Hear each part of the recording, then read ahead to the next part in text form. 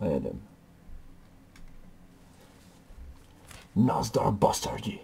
Vítám vás u prvního let's playe na hru Posel smrti 3. Tak jdeme na to. Tak jdem. Nová hra. Jsem na to zvědavý. Je to jedna z nejlepších adventur v Česku.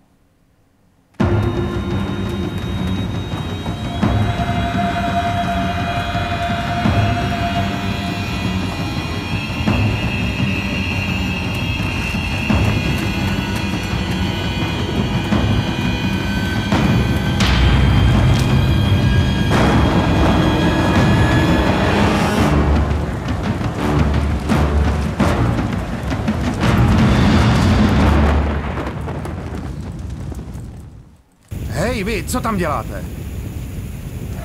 Pomozte mi, prosím. Pronásledují mě, oni chtějí mě zabít. Ti lidi z řádu, bože, a ta akademie, zřítila se. Sestra s matkou jsou mrtvé. Neznáme my se od někud? Zrovna jsem vám to chtěl říct, inspektore. To je ten člověk, kterého hledáme, ten Američan. Co? Občas má člověk i štěstí. Pane Michaelsi, zatýkám vás pro podezření z vraždy slečny Amandy Veliové. A jak tak koukám tady kolem, tak k tomu asi přidáme i žhářství. Cože? To ne. Odvezte ho, strážníku. Tak jo. 12 Myslím, že jsem ji našel, inspektore. Co jsi našel? Její rtěnku? A do prdele. Až tam? Ty jsi nějaký sprostý, jestli tě zatknu lemple.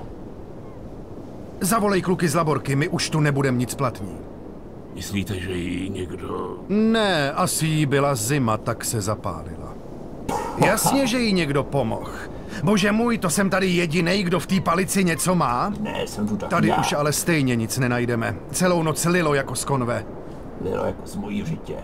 Zůstaňte tady a počkejte na ostatní. Já se zatím půjdu poptat do vesnice, jestli někdo něco neviděl. Tak už přestaň žovat ladák. Ty jsi nějaký jiný šourek. Na pivečko je docela brzo, nebo ne, inspektore? Nejsem 3 a jedem dál. Jsem tu pracovně, Tome. Já jsem nic neproved, přísahám, můj brácha Bobby mi to může dosvědčit. To jsem na nic zvědavý. Znáš Amandu Veliovou? Bohužel jo. Ještě furt jí dlužím nějaký peníze. Tak si ji nech a kupí nějaký pěkný věnec. Na co věnec, sakra? Snad stalo se jí něco? Dalo by se to tak říct. Uhořela. Stalo se to nejspíš včera v noci, někdy mezi 18. a půlnocí. Co si tou dobou dělal? Hele, inspektore, vždyť víte, že bych nikomu neublížil a zvlášť ne kvůli pitomým pár stovkám. Byl jsem s Bobem v zábavním parku Elton Towers. Vrátili jsme se domů dost pozdě a tak jsem hned zalomil. Nevíš, jestli měla slečna Veliová nějaké nepřátele? Myslíte kromě Gordonových? Gordonových? Ten Magor Samuel jí zabil bratra. To jste tu ještě nebyl. Od té doby jejich rodinu z duše nenávidí. Viděl jste její byt? Je to fakt síla, to mi věřte. Napadá tě ještě něco, co by mi mohlo pomoct? Jo, napadá. Slyšel jste o tom Amíkovi, co tady poslední dobou slídí? Na vašem místě bych ho prověřil. Podle mě nebude mít čistý svědomí. Je to pár dnů, co si s Amandou povídal před hospodou. No a mě se ptal, jak se páčí zámky. Vůbec nechápu, proč přišel z Rovinka za mnou, ale bylo mi to dost podezřelý. Ty jsi mi nějaký podezřelý, kamaráde. Já si to asi stiším trošku, až to půjde teda. Proboha. Ona se z toho fakt nikdy nevzpamatovala.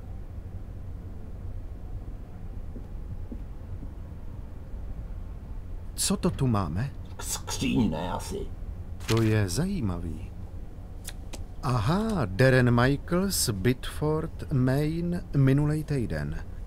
Vsadím se klidně o 10 liber, že je to ten amík, o kterým mluvil Tom. Inspektore, zámek je v plamenech. Skvělý. Jako kdyby nám nestačila jedna ohořelá mrtvola. Rychle! Přestaňte žvatlat a začněte, co děláte. Nejdřív mě vysrakněte. Nemůžete mě přece jen tak... Rychle do auta. Přistiž, jestli tohle není moje propustka z téhle díry, tak už fakt nevím. Kdy už začneme hrát my? Jo, to bylo zatím jenom ukázka.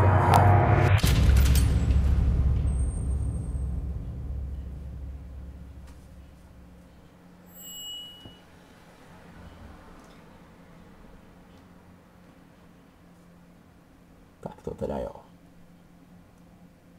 Tak teď doufám, že už budeme hrát my, praví inspektoři.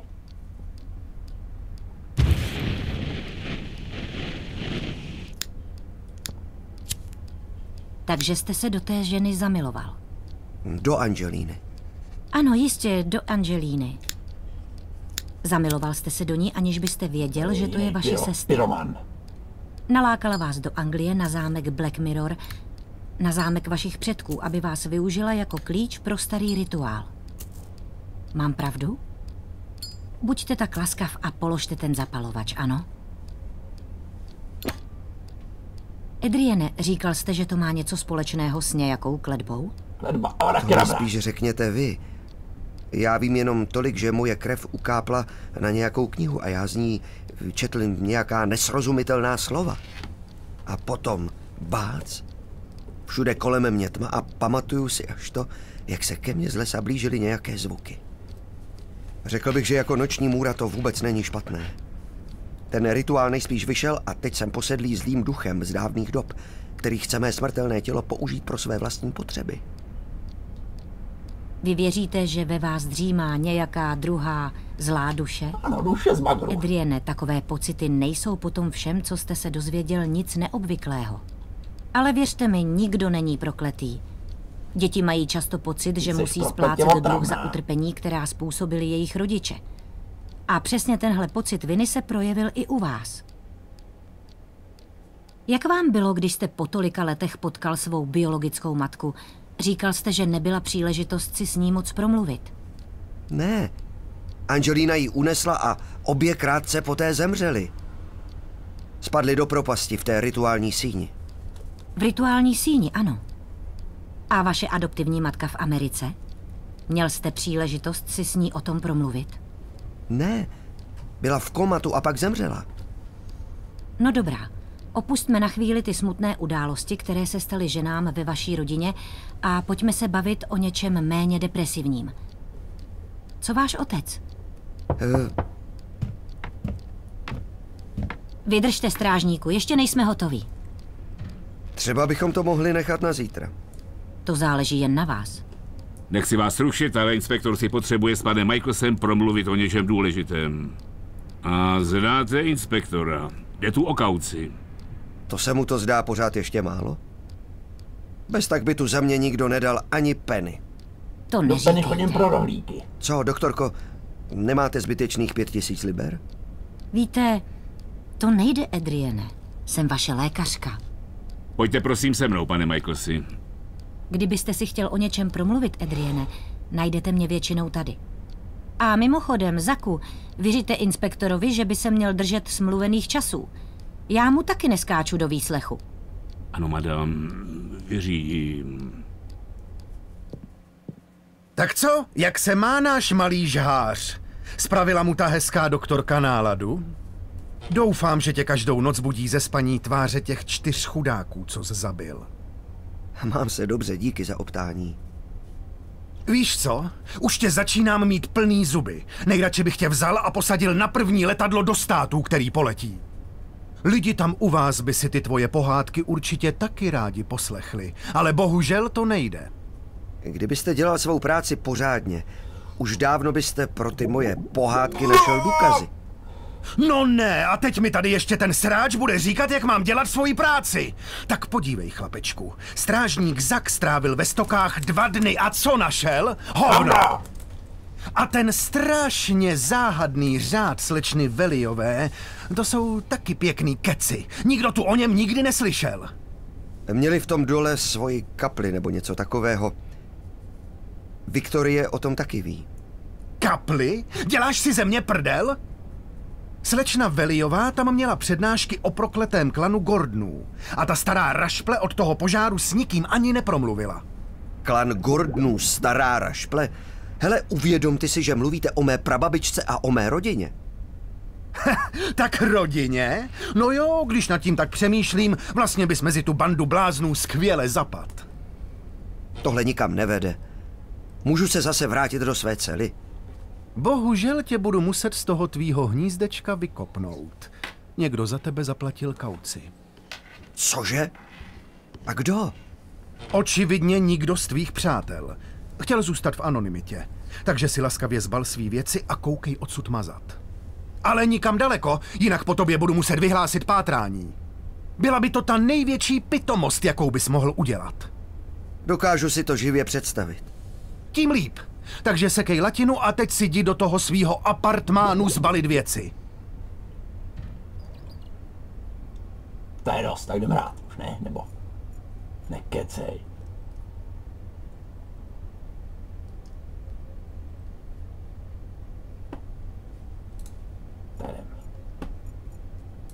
Radši bych kávu. Já bych radši rum, nebo pivo, nebo vodku, nebo tatranský čaj. To je vrchní. Co říká, ale já mu neslyšel. Inspektore, můžete na slovíčko? Ale rychle.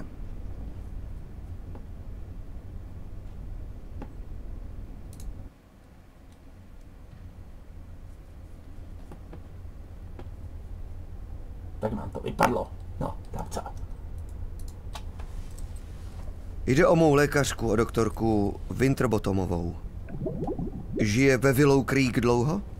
Přistěhovala se sem asi tak před 10 nebo 12 roky. A proč? Kvůli těm vraždám? Tak na to by se směl zeptat jí. To máš pravdu, tak se zeptáme na inspektora Spondra. A co sem přivedlo vás? Nevím, co je ti potom. Jsi nějaký drsnej, kamaráde.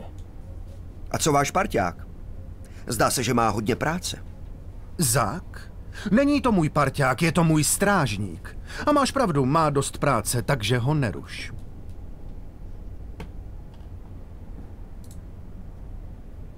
Fakt netušíte, kdo mohl zaplatit tu kauci? Kauce se platí u soudu, ne mě. Já od nich jenom dostal příkaz, že tě mám propustit. V téhle vesnici ve Willow Creek je tu hodně zločinců. Co ses tady objevil, tak jich rozhodně přibylo. Takže dřív tady byl klid? Ani žádné drobné krádeže nebo tak něco? Prostě normální vesnický život, potyčky, obtěžování a jízda v opilosti. Jinými slovy tady chcípl pes. My jsme za chvíli nechcípli taky i my. Tak zkusím ještě jednou od Gordonu, jestli nám to se spadne. Zjistil jste něco o mém původu? Tak ne. Ano, mám tu kopii rodného listu Darrena Michaelse. Narodil se 27. února 1970 v Bostonu v Massachusetts. A co Adrian Gordon? Ten je pořád mrtvý a leží v rodinné hrobce Gordonů. Píše se to aspoň na úmrtním listě podepsaném doktorem Heinzem Hermanem. Příčina smrti popáleniny 5. stupně. 5. stupně? Jinými slovy, zbyl z něho jenom popel. Praktické. To mi prozatím stačí. Budu si na tebe dávat bacha. To si dávej.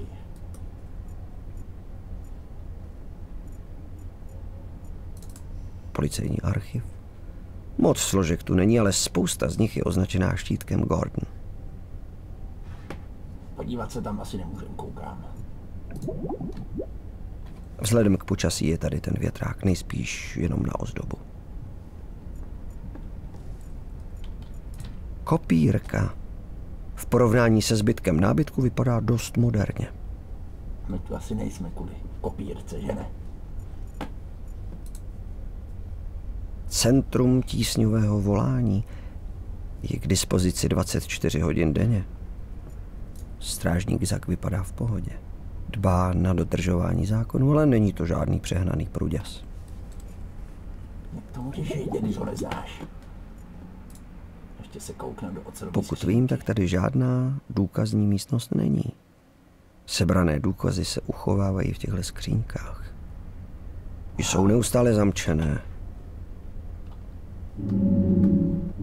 Já si jenom trošku stěším ten zvuk, protože mi z toho praskne buben asi.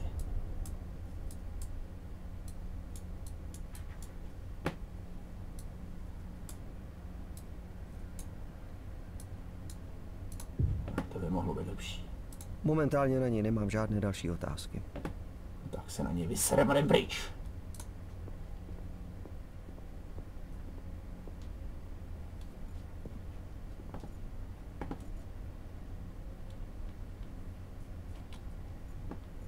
Aha, takže tady toho nemáme, asi koukám moc co prohledat. Tak jdeme na to. Rozpadající se dlaždice, no jo. Proč by vlastně měla podlaha vypadat líp než zbytek?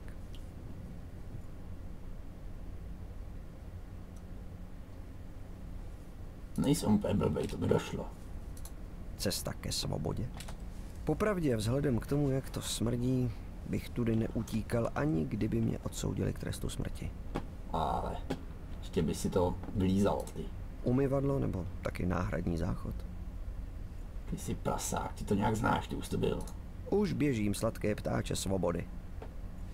Jo, to jsem se vyžížal asi, ale... I skládka by byla sterilnější než tyhle záchody. Bylo by to strašně fajn, kdyby fungovalo. Proč je na celu pro 2 pouze 1 skřínka, to ví jenom policie ve Willow Creek. Tak jsme to tu prozkoumali, tak se podíváme, co tady bude dál. Dostali jsme tušku. Moje tuška, ale kde mám svůj deník?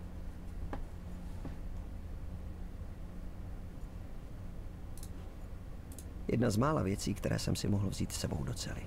Vidíš. Tuška funguje vlastně jako pilka, kterou odřežeme tady ty mříže a utečeme, že jo? Tak to vlastně funguje. Ne? Tak ne. Tak se tady koukneme ještě dál. Moje četba za poslední 3 týdny. Jde o intelektuální výlevy mých frustrovaných předchůdců. Skřínka byla otevřená a můj deník v ní nebyl. Sakra. Asi si tady pan kolega v celé s ním utřel zadek. S deníkem. Co jsem tady, tak nahoře nikdo nespal. Ale občas se někdo na pár dnů objeví v sousední cele. V téhle nepohodlné posteli a na tomhle polštáři jsem poslední 3 týdny spal. Už to nesmrdí tak jako na začátku. No vidíš, není to tak hrozný. Pokecáme s Mattem. Přátelský spoluvězeň Matt Newcastle. Patří k těm lidem, před kterými mě vždycky moje matka varovala. Abys nedostal na kasu. Tak s ním jdem pokecat. Neviděl jsi můj deník? Takhle zostra na to jdem, jo? Tak to je tvůj deník. Měl jsem za to, že je nějakýho pošuka. Nevím, co se to se mnou v té rituální síni stalo. Co se pokazilo? Jak ses dostal do mojí skřínky? Nech toho. Strážníku! Nebo ještě hůř, co když se nic nepokazilo? Co když byl Mordred osvobozen, posedl mě a nutí mě poslouchat ho na slovo? To jsou Pomozte mi někdo, prosím. Nechci se stát vrahem. Zastavte to. Teď to sem, ty hajzle! Nechci se stát Mordredovou loutkou. Chci, aby se ten démon vrátil zpátky do pekla, kam patří. Já tě zabiju, slyšíš? Ty zasraná svině! Bé. Nechci se stát vrahem. Bé. Málem jsem se z tebe smíchy pochcal.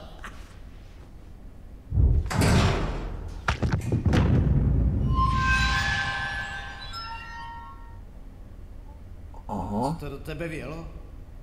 Hej, zjizvenej ksichte! Sežer si to, ty magore! Tak na to tu máme tu tuštičku asi. Teď to vypadá tak, že nám vjela do hlavy možnost jako zabít od toho démona, který jsme posedlí. Jestli to dobře chápu. Ten parchant Matt mi roztrhal deník. Tohle jsou jediné stránky, které se mi podařilo zachránit a většina z nich je prázdná. Aspoň si můžeme zapisovat něco nového, co se tady děje. Tak. Ještě s ním můžeme pokecat. Sice nevím, co se to se mnou právě dělo, ale radši se od něj budu držet dál. Jasně, ještě by si ho zabil. Nebo spíš ten ďábel, co je v tobě. V nás teda. Tak se nám to tu začíná trošku rozjíždět. Můžete mi to tady podepsat? Jenom abyste potvrdil, že jste byl obeznámen s podmínkami kauce a že jste byl instruován, abyste se denně hlásil u doktorky Winterbottomové. A ještě potvrzení vašeho zdravotního stavu v době vašeho dočasného propuštění. Ale je tady jenom dobrý a velmi dobrý. A vy se snad necítíte dobře? Ne. No, každopádně to nezapomeňte podepsat. Tady máte peněženku, pas si nechám. A ještě tady podepište, že jste si převzal své věci.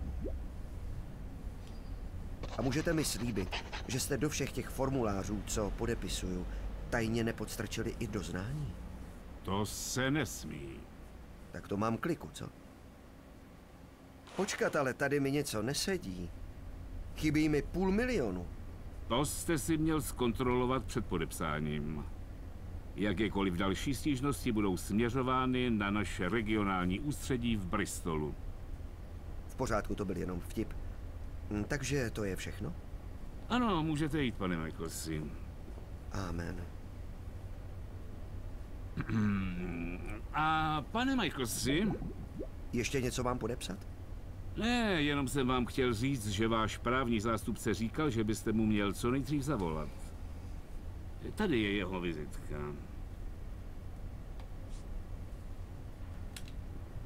Děkuju. Hezký den, strážníku. Tak, teď se tady snad bude zajímat. Konečně na svobodě. Tedy relativně. Aspoň se můžu pustit do pátrání na vlastní pěst a dokázat tak svou nevinu. Tak schválně. Co po mně asi tak ten můj právník může chtít?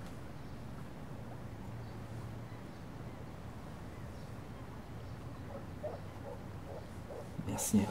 Takže budeme muset najít telefon nebo nějakou telefonní vizitka mého právníka. Ani ve snu by mě nenapadlo, že někoho takového někdy vůbec budu potřebovat.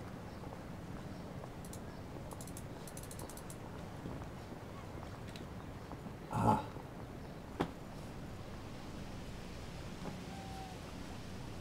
Tak zkusíme mu teda hned zavolat a uvidíme, co se bude dít. Tak jsme v telefonní budce. A jdeme zavolat našemu právníkovi. Dr. Jones z advokátní kanceláře Jones & Partners. Haló, pane Jonesi, u telefonu Darren Michaels. Prý jste se mnou chtěl mluvit. Pan Michaels, ano. Vyšetřování tak nějak uvízlo na mrtvém bodě. Dokud nenajdou důkazy pro ta obvinění, která proti vám vznesli, nemohou vás odsoudit, což je dobré.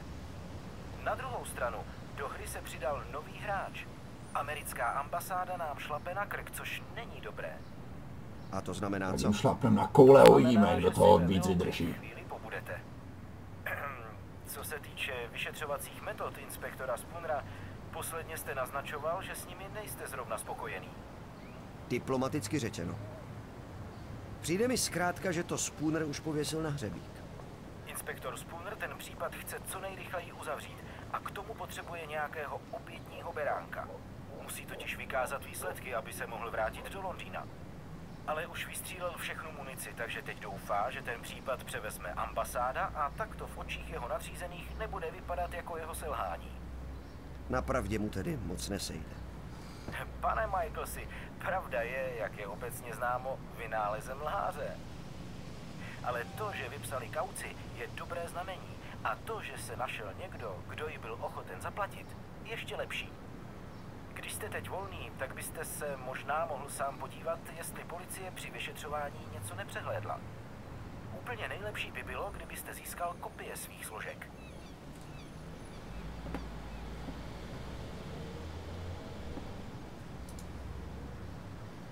Jste přesvědčen o mé nevině, pane Jonesi? No samozřejmě, pane Michaelsi. Myslíte, že bych vás jinak mohl zastupovat?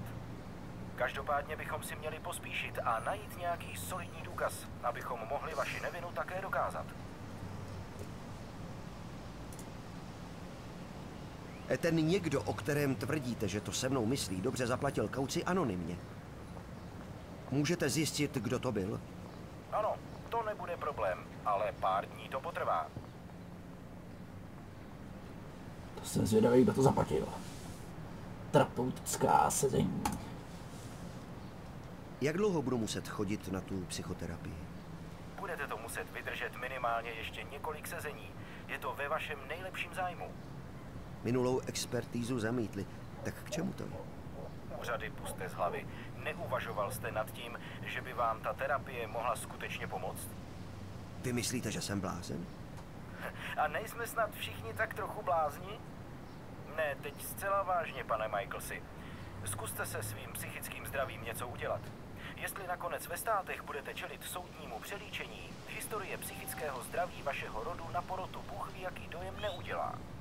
Přestaňte to v sobě už konečně potlačovat a vylezte ze svého krytu, člověče. Takže jak tak tomu rozumím, tak se tady budeme furt jenom vykecávat, ne? Říkal jste, že bych se měl ještě podívat do své složky. To je to vážně tak snadné? No, to záleží čistě na inspektorovi, ale když ho trochu uchlácholíte, možná vás nechá nahlédnout. Jestli ne, mohl bych si vyžádat kopii a zaslat vám ji. To by trvalo moc dlouho, zkusím si ji opatřit sám. Zjistil jste něco o mé totožnosti, pane Jonesi? Místní policii to očividně nijak netrápí. Ano, co se týče vaší totožnosti, tak je momentálně těžké cokoliv dokázat, pane Michaelsi. Schánějte dokumenty, rodné listy a podobně, ale hlavně pravidelně docházejte na terapie. Jo. Ještě se vám ozvu. Hlavu vzhůru, nejlepší obrana je útok. To si zapamatuju, tak díky. Tak se tu jdeme porozhlídnout po městečku. Vizitka. Vizitka nějaké věštkyně. Madame Fortuna. Poznejte svou budoucnost. A je tu i telefon. Tak tam můžeme rovnou zavolat, ne?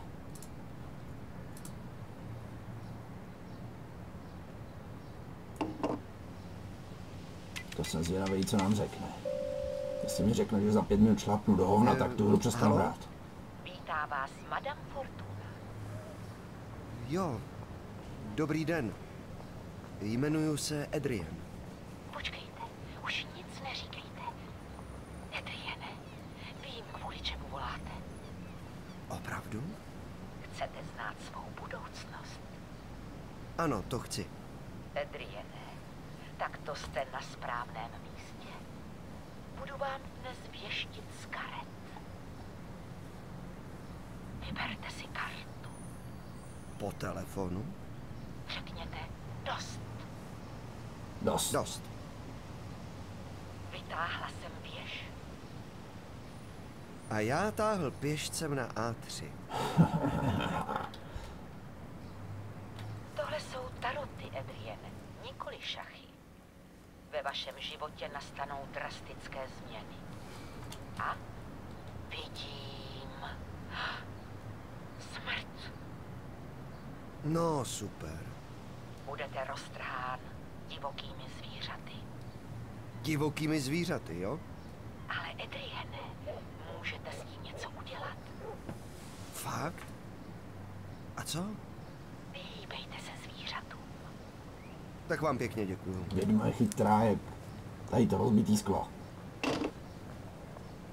Stejně je to celé jeden velký podvod. Přesně tak. Obrovské kolo odvozu. Ještě štěstí, že doba, kdy se na nich lidé trmáceli, už pominula. Sud na dešťovou vodu. V okolí je jich tu spousta. Asi kdyby Willow Creek trpěl suchem. Město do toho někdo čůrá. Tak jdeme zpátky na náves.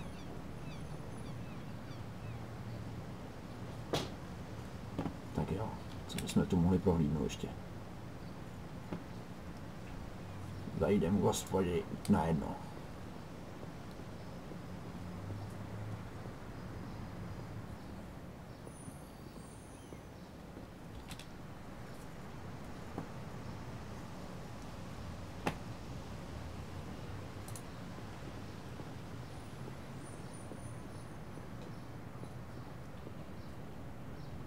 Vražené pozdravy z Willow Creek. Klasické pohledy a brožury.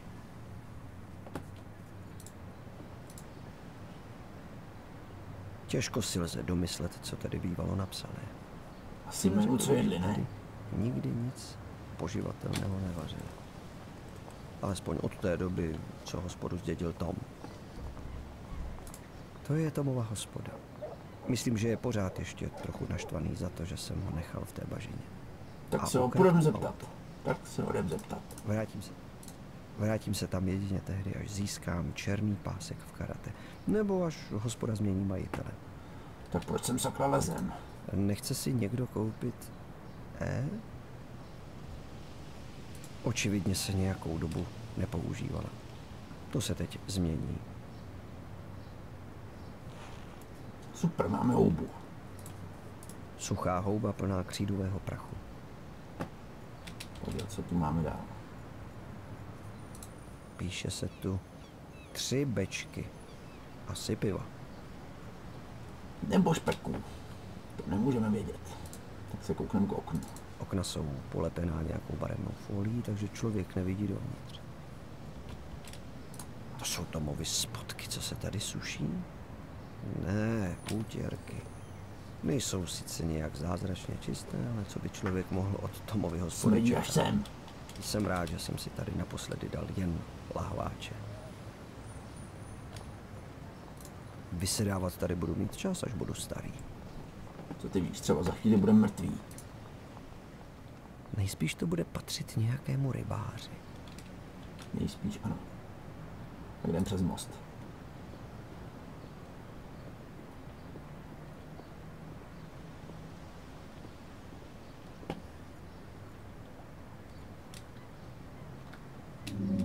Tak jo, dámy a páni, teď to asi ukončíme. Už myslím, že nahrávám dostatečně dlouho na ten první krásný díl.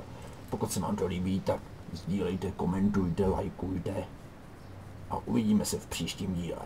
Tak čau.